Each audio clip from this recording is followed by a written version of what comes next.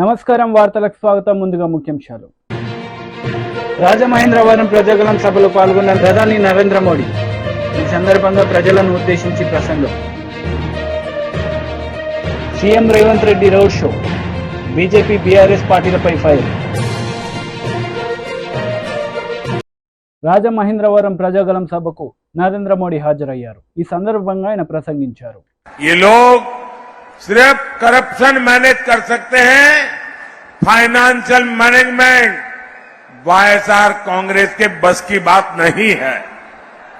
మిత్రులారా, మీకు గుర్తుండే ఉంటుంది, వైఎస్ఆర్ కాంగ్రెస్ ప్రభుత్వము ఆంధ్రప్రదేశ్ లో 3 రాజధానులను ఇస్తామని చెప్పింది.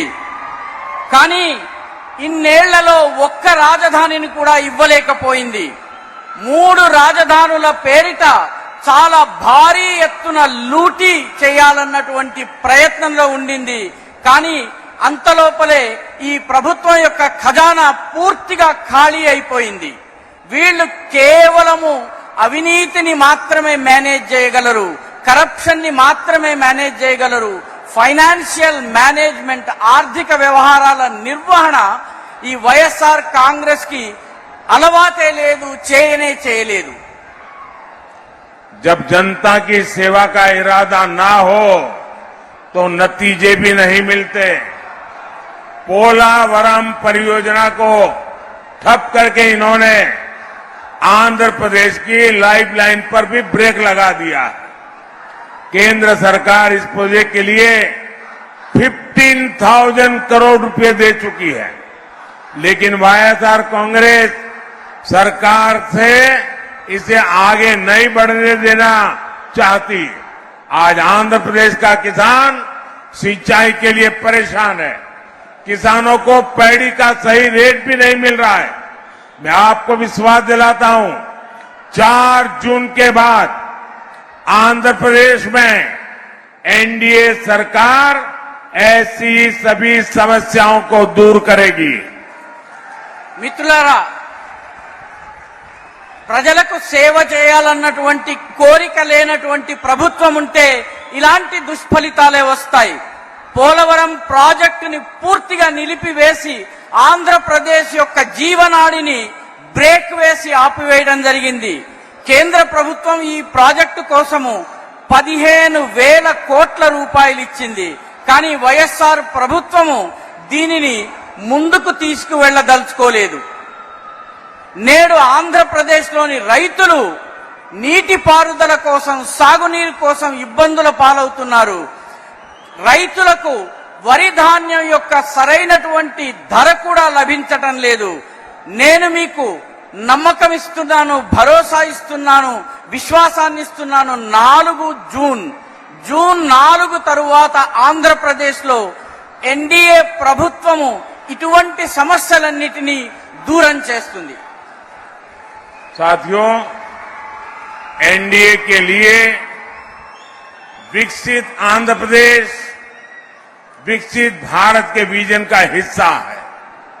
इसलिए पिछले 10 वर्षों में हमने आंध्र प्रदेश में तेजी से विकास किया है.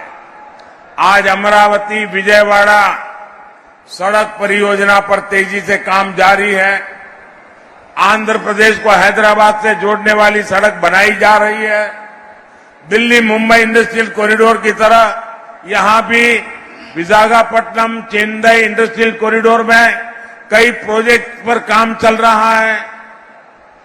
మిత్రులారా, ఎన్డీఏ ప్రభుత్వము, ఎన్డీఏ దృష్టిలో వికసిత ఆంధ్రప్రదేశ్, వికసిత భారత్ అనేటటువంటి స్వప్నంలో అంతర్భాగము.